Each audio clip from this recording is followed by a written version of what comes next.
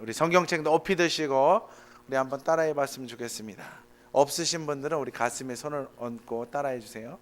성경을 통해 말씀하시는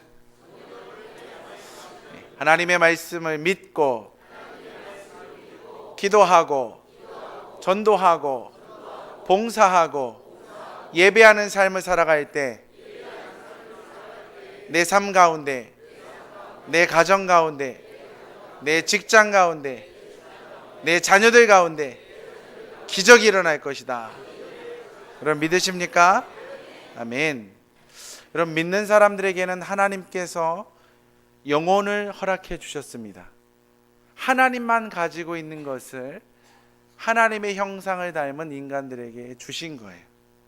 그래서 인간은 영혼이 충만할 때 힘을 낼 수가 있습니다. 여러분 자동차를 타고 열심히 달려가려면 자동차에 뭘 가득 채워야 되죠? 기름을 가득 채워야지만 잘 달려갈 수가 있습니다. 그 마찬가지로 우리 믿음의 사람들이 믿음의 경주를 향해 잘 달려가려면 늘 성령 충만의 은혜를 받아야 합니다. 여러분 성령 충만의 은혜를 받으려면 몇 가지를 해야 되는데 주의 말씀을 주야로 묵상을 해야 합니다. 한번 따라해 볼까요? 주의 말씀을 주야로 묵상해야 된다. 두 번째 뭘 잘해야 되냐면 믿음의 사람들과 함께 해야 합니다. 따라합시다. 믿음의 사람들과 믿음의 교제를 할 때 성령 충만할 수 있다. 그래서 믿음의 사람들과 함께 하는 게 굉장히 중요한데 오늘 제가 여러분들과 함께 나눌 우리 설교의 제목은 사명을 일깨워주는 성령의 사람들이라는 제목입니다. 우리 제1권사의 제2권사의 분들의 그런 이야기들을 쭉 들어보면 신앙생활이 짧게는 20년 길게는 60년 70년 이 정도 되시더라고요. 굉장히 긴 인생을 살아오셨는데 그 긴 세월 동안 변함없이 교회를 지키시고 변함없이 예배드리는 자리, 기도하는 자리를 지켜오고 계십니다. 저는 이런 분들을 보면 참 부럽습니다. 너무너무 부러워요. 왜냐하면 저의 가정은 제가 중학교 2학년 때 다 같이 예수를 믿었기 때문에 신앙의 연수가 20년 정도밖에 안 됩니다. 그러다 보니까 저희 가족끼리 기도하는 게 전부예요. 저희 어머니가 저를 위해서 기도해 주시고 또 저는 시골교회 출신이기 때문에 시골에 있는 저희 모교회 식구들이 기도해 주고 그래서 여러분들과 같은 기도 많이 하시는 분들이 계시면 너무 부럽고 제 할머니를 삼고 싶어요. 그게 제 마음이에요. 저는 할머니가 일찍 돌아가셨습니다. 그래서 할머니에 대한 기억이 별로 없어요. 그래서 할머니가 이렇게 주머니에다가 사탕 이렇게 넣으셨다가 주는 그런 경험이 별로 없는 것 같아요. 그래서 우리 할머니의 사랑을 많이 받고 싶은데 여기 계시는 우리 1권사회, 2권사회 모든 분들이 저를 많이 사랑해 주시고 저를 위해서 기도해 주면 제가 사명자로 늘 깨어 있을 줄 믿습니다. 여러분 주의 종들도 힘들 때가 있습니다. 날마다 성령 충만했으면 참 좋겠는데 그렇지 못하고 때로는 지칠 때가 있는 것 같아요. 언제 가장 많이 지치냐? 혼자라는 생각이 문득 찾아올 때 가장 많이 힘들고 지칩니다. 저와 아내가 가끔씩 그런 얘기를 합니다. 목회를 이렇게 지도해 줄 수 있는 그런 멘토, 지도자가 있었으면 좋겠다. 선생님이 있었으면 좋겠다. 물론 담임 목사님도 선생님이시고 그런데 나의 상황을 정확하게 진단해 주고 그리고 어떻게 해야 되는지 길을 안내해 주는 그런 선생님이 한 분 정도 나를 너무 잘 알고 나의 자라온 배경들, 나의 가족들 그리고 내가 현재 일하는 것들 이런 것들을 다 알고 계시는 그런 분이 내 삶을 현재 내가 하고 있는 사역들을 객관적으로 바라봐주고 이렇게 코치해 줄 수 있는 그런 분이 참 있었으면 좋겠다라는 생각을 갖습니다. 그래서 고민하면서 이런 사람이 과연 있을까요? 라고 질문을 해보면 선배님들한테도 가끔 이번에 명절에 가서도 고향교회 목사님도 만나뵙고 그랬는데, 이런 얘기를 하면 하시는 말씀이 사람은 의지의 대상이 아니다 라고 얘기를 하십니다. 그래서 하는 얘기가 목회자는 평생 하나님과 대면하고 살아가야 된다. 그래서 목회가 외로운 것이고, 그래서 목회가 힘든 것이다. 성도들은 아픔을 같이 나눌 수가 있습니다. 그리고 기도 많이 하는 사람들에게, 그리고 목회자에게 찾아와서 이런 어려움이 있으니 좀 부탁을 드립니다, 기도 좀 해주세요 하면 신방도 가서 기도해드리고, 또 따로 불러서 이렇게 기도를 해드리고, 그러면서 일어설 수 있는 그런 기회들이 많이 있는데, 목회자들은 어딘가 가서 얘기를 하면 기도를 안 하니까 그렇게 힘든 일을 경험하지, 네가 문제가 있으니까 목회를 못하나 보지, 이런 얘기를 들을 수 있다라는 거예요. 눈앞에서는 힘들겠구나라고 얘기하지만 뒤돌아서면 그렇게 얘기를 할 수 있다라는 거예요. 그래서 우리 교회의 이야기가 아니라 이게 우리나라 이게 교회들의 이야기까지 나올 정도로 그렇게 공중파를 탈 수 있는 가능성이 있기 때문에, 사람을 바라보지 말고 누구를 바라봐라? 하나님을 바라보고 살아가라. 그러다 보니까 뭐하다고요? 외롭다는 거예요. 그런 외로움이 찾아오면 주눅이 듭니다. 주눅이 들면 일을 못합니다. 그래서 뭘 해야 되느냐? 늘 사랑받아야 되고, 늘 기도를 받아야 되고, 특별히 뭘 받아야 되느냐? 성령의 은혜로 말미암아 목사님과 함께 신앙생활하고, 목사님과 함께 예배하고, 목사님이 지난번에 신방해 주셔서 이런 놀라운 기도의 응답이 있었습니다 라는 간증들을 물어다 주시면 살아나게 되는 거예요. 그러니까 우리 담임 목사님께 전화하실 때 좋은 얘기들을 가지고 전화하시면 목사님 더 성령 충만하시고, 그 목사님께 하실 때 저도 좀 국률이 여기사 국률이 여기사 저에게도 좀 은혜를 조금씩 나눠주시면 제가 힘을 얻을 수 있는 것 같습니다. 저도 이런 삶을 경험하는데, 여기 성경 말씀에 보니까 사도 바울도 그런 경험을 했더라고요. 믿음의 사람, 쓰러지지 않을 것 같은, 지치지 않을 것처럼 막 달려갈 것만 같은 위대한 신앙인 사도 바울 선생님도 지칠 때가 있었다는 것입니다. 오늘 본문의 말씀이 사도 바울이 지친 모습입니다. 우리 성경 말씀 한번 찾아볼까요? 사도행전 18장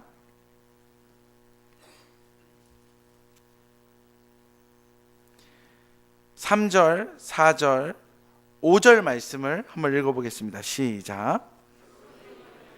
함께 살며 일을 하니 그 생업은 천막을 만드는 것이더라. 안식일마다 바울이 회당에서 강론하고 유대인과 헬라인을 권면하니라. 실라와 디모데가 마게도냐로부터 내려오매 바울이 하나님의 말씀에 붙잡혀 유대인들에게 예수는 그리스도라 밝히 증언하니. 아멘. 이 말씀을 통해서 우리가 놀라운 사실을 발견할 수가 있는데, 첫 번째, 바울은 그의 아버지와 함께 장막을 만드는 일을 했습니다. 여기 보니까 고린도 지역에 왔는데 자기랑 똑같은 직업을 가진 브리스길라와 아굴라를 만나서 그 집에서 같이 일하면서 그 집에 머물러 있습니다. 별일 아닌 것 같죠? 아무런 것처럼 느껴지지 않는 부분입니다. 그런데 4절 말씀부터 보면 어떤 상황에 놓였는지를 추측할 수가 있습니다. 안식일마다 바울이 회당에서 강론하고 유대인과 헬라인을 권면하니라. 별 차이를 잘 못 느끼시죠? 안식일마다 목사님이니까 예배를 드리러 가는데 회당에서 뭘 했느냐? 강론을 했다라고 합니다. 강론은 뭐냐? 강의를 하고 하나님의 말씀을 강의하고 많은 사람들과 논의를 했다라는 거예요.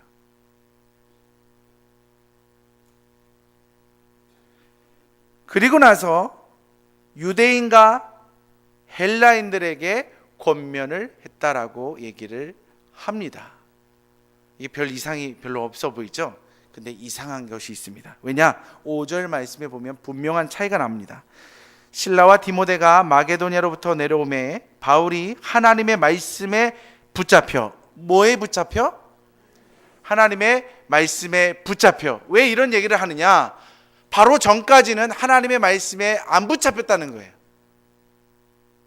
안 붙잡혔기 때문에 하나님의 말씀에 붙잡혀. 누가 오매? 실라와 디모데가 오매 하나님의 말씀에 붙잡혀 유대인들에게 예수는 그리스도라 밝히 증언하니. 여러분, 강론하다라는 말과 증언하다라는 말은 전혀 다릅니다. 강론하는 것은요, 그냥 내가 가지고 있는 지식을 나누는 거예요. 그리고 그들이 가지고 있는 지식과 함께 토론하는 거예요. 그러나 여기에 증언은 예수 그리스도가 이 땅을 사랑하사 이 땅에 오셨고 죄인의 인간들의 모든 죄를 사하기 위해 십자가에 죽으셨고 그 죄를 다 용서하시고 천국 백성 삼아 주시겠다, 이것을 증명하기 위해서 3일 만에 부활하셨다, 이 엄청난 복음의 사건을 증인으로서 선포했다라는 거예요. 여러분, 선포했다라는 말과 강론했다라는 말은 전혀 다릅니다. 그럼 왜 한 절 차이에 사도행전 18장 4절과 사도행전 18장 5절 이 한 절 차이에 엄청난 변화가 일어나기 시작했을까요? 이것은요, 바울의 2차 전도 여행의 이야기를 들어보면 왜 이런 일이 생겨났는지를 알 수가 있습니다. 여러분, 바울이 1차 전도 여행을 마치고 에베소에 가서 복음을 증거하고 싶었습니다. 아시아의 가장 큰 도시 에베소로 가고 싶었는데 하나님은 성령을 통해 자꾸 막으시는 거예요. 그리고 어디로 가겠냐? 드로아 지역에 가게 했습니다. 드로아 지역에서 잠을 자고 있는데 환상 중에 마게도냐 사람이 손짓을 하면서 이리로 건너와서 나를 도우라, 나를 도우라. 그래서 잠에서 딱 깨면서 하나님이 나에게 저 마게도냐 땅, 유럽 땅으로 가게 하셨구나. 그래서 배를 타고 건너갑니다. 그래서 개척한 교회가 무슨 교회냐? 빌립보 교회입니다. 빌립보 교회를 개척을 합니다. 그리고 나서 성공적으로 빌립보 교회를 개척한 사도 바울은 마게도냐의 수도인 데살로니가에 가서 또 교회를 개척합니다. 많은 도시 사람들이 있는 그 데살로니가에서도 교회를 훌륭하게 개척합니다. 그리고 데살로니가 바로 밑에 있는 베레아라는 지역, 여기는 굉장히 부자들이 살고 있는 동네인데 그 동네에 가서도 교회를 개척합니다. 빌립보 교회도 성공적으로 개척을 했습니다. 데살로니가 교회도 성공적으로 개척을 했습니다. 그리고 베레아 지역에 가서도 성공적으로 개척을 했습니다. 사도 바울이 복음을 들고 나아갈 때마다 반대하는 사람들이 있습니다. 누구냐?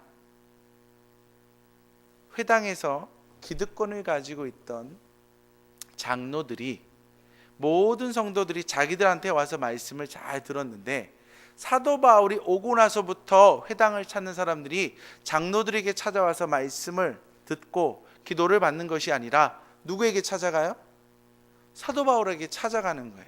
그러니까 자기의 기득권을 뺏긴 장로들이 화가 나기 시작합니다. 그래서 사도 바울을 모함하고 잘못된 말씀을 증거한다고 하면서 쫓아다니기 시작합니다. 죽이려고 합니다. 죽이려고 하는 거예요.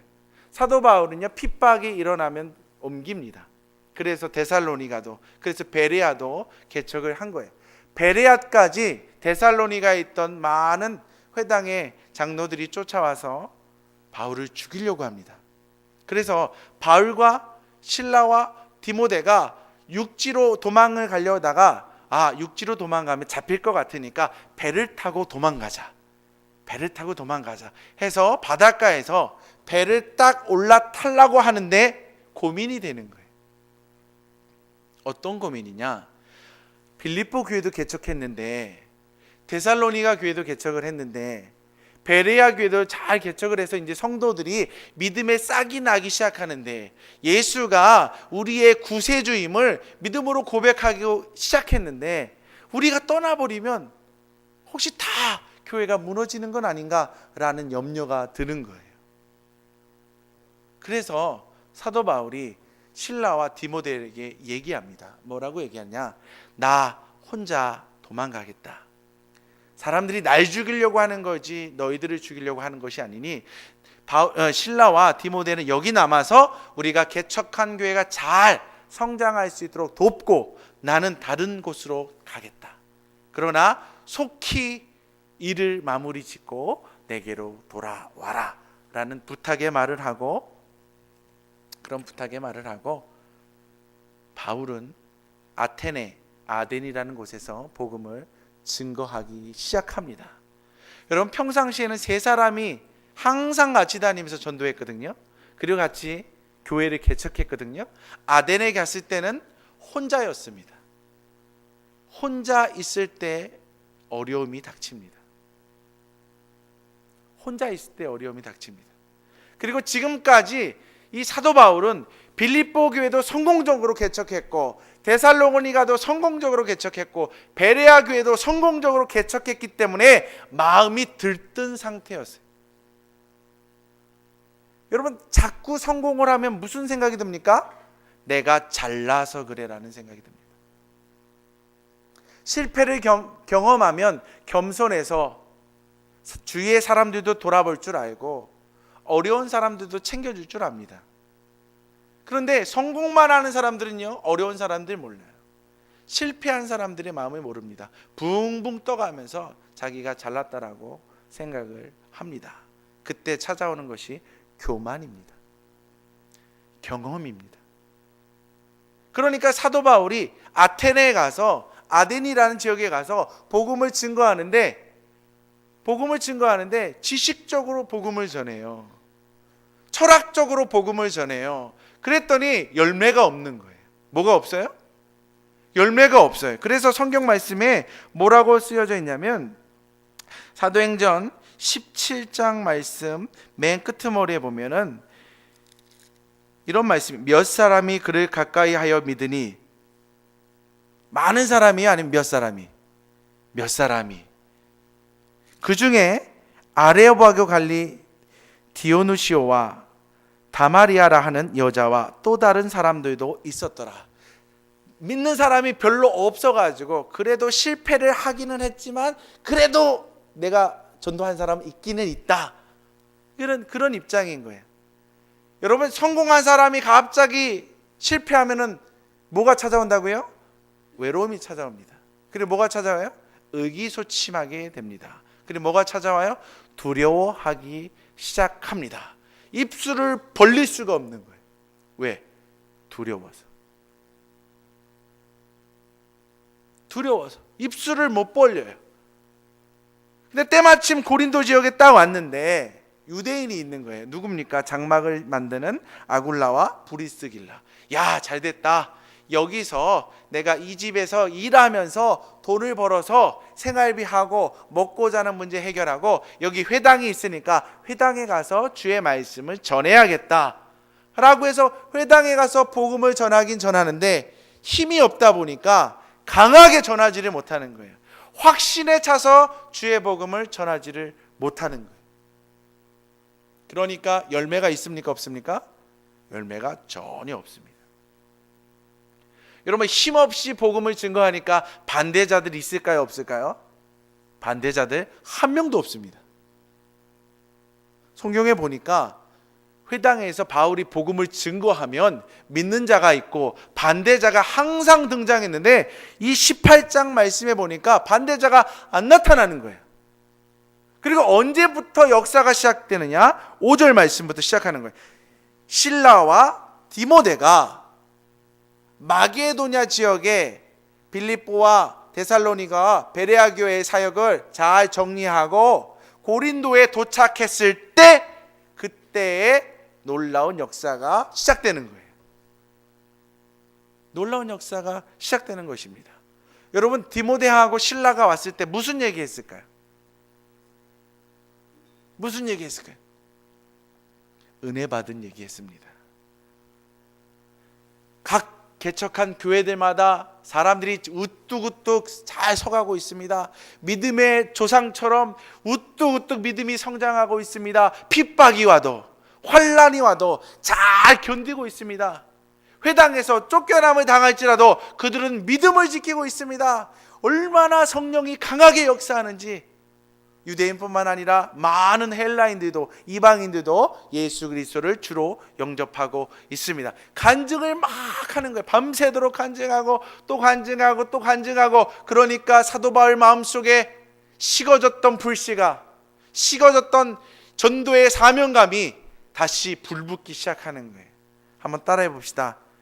간증을 자꾸 들으면 하나님의 증거를, 하나님의 역사하심을 자꾸 얘기하면 뜨거워진다. 뜨거워지는 거예요.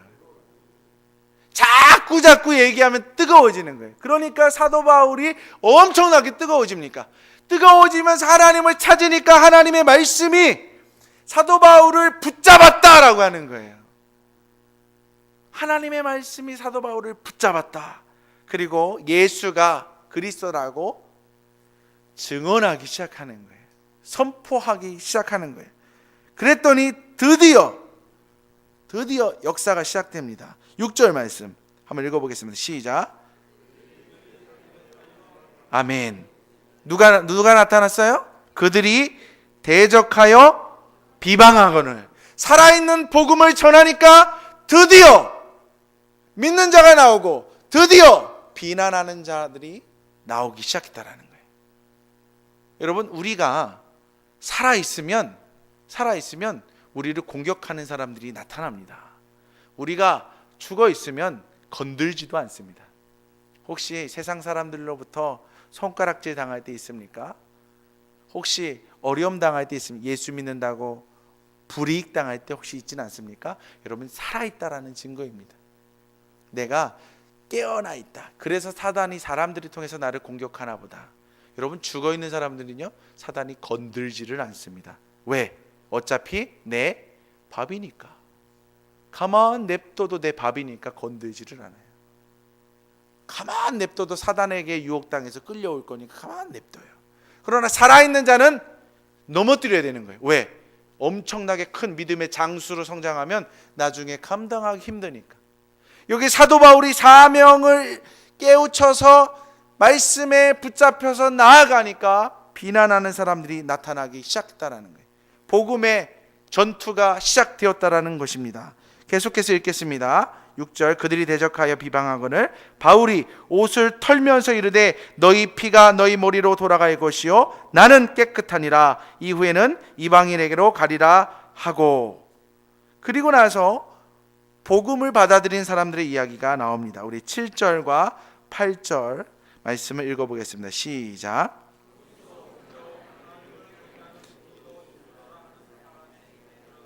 그 집은 회당 옆이라. 또 회당장 그리스보가 온 지방과 더불어 주를 믿으며 수많은 사람도 믿어 세례를 받더라. 아멘. 살아있는 말씀을 증거하기 시작하니까 회당장의 옆집에 살고 있는 디도 유스도가 복음을 받아들입니다.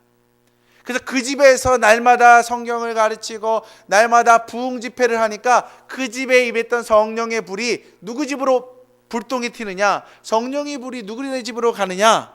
누구네 집으로요? 회당장 누구? 예? 그리스보의 집안까지 성령의 역사가 들어가는 거예요. 회당장이 예수를 믿기 시작하는 거예요. 그리고 나서 수많은 고린도 사람도 믿고 듣고 믿어 세례를 받더라. 할렐루야. 바울과 실라, 말을 잘못했네요. 신라와 디모데 이 두 사람이 성령의 불타는 불덩이를 가지고 믿음의 사역자인 바울에게 오니까 불이 붙기 시작하는 거예요. 불이 붙으니까 하나님의 놀라운 역사가 시작이 되는 것입니다. 저와 여러분들이 그런 사명을 일깨워주는 사람이 되었으면 좋겠습니다. 불덩이를 갖고 다니면서 식어 있는 자들에게 불을 옮겨주는 사람이 되었으면 좋겠습니다. 여러분, 권사님들 헌신 예배를 드리고 있는데 우리 권사라는 말의 한자의 의미를 아십니까? 권하다의 권자, 그리고 일하는 사자. 그러니까 뭐 하는 일 하는 게 권사예요? 권하는 일을 하는 게 권사의 일입니다. 그럼 뭘 권해야 돼요? 복음을 권해야 되죠. 그리고 복된 믿음의 사람의 삶의 모습을 권해야 되죠.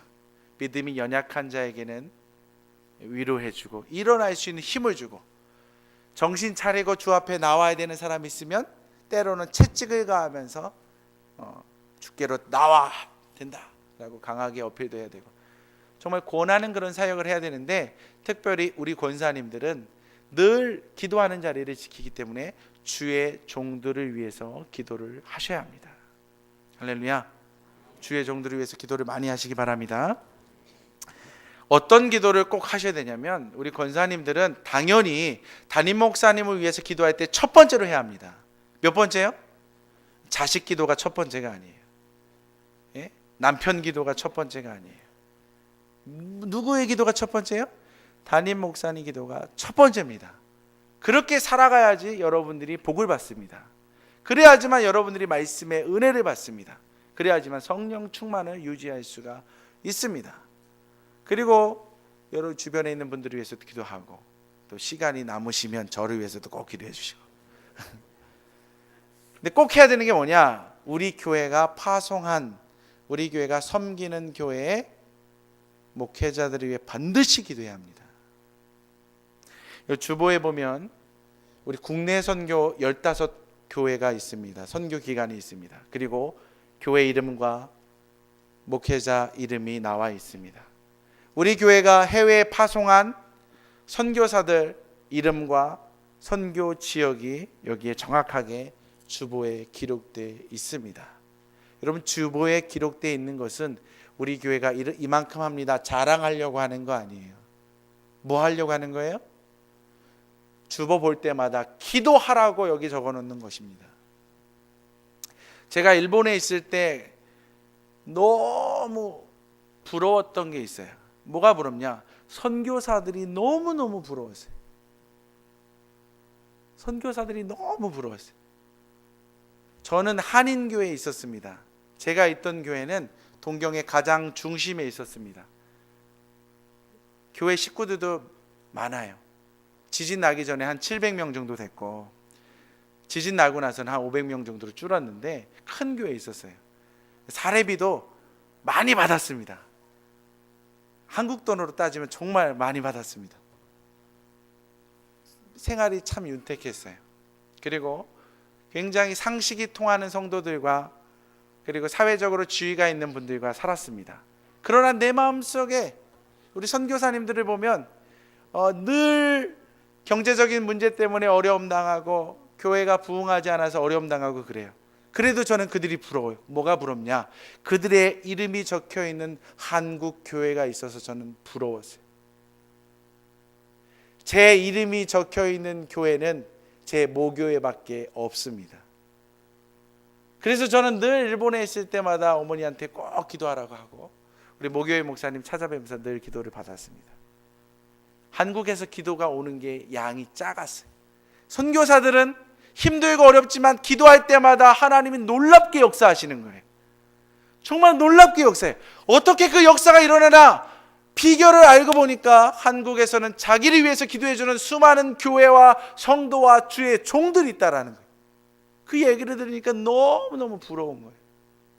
그리고 내가 한국에 와서 하고 싶은 일이 바로 그 일이었습니다.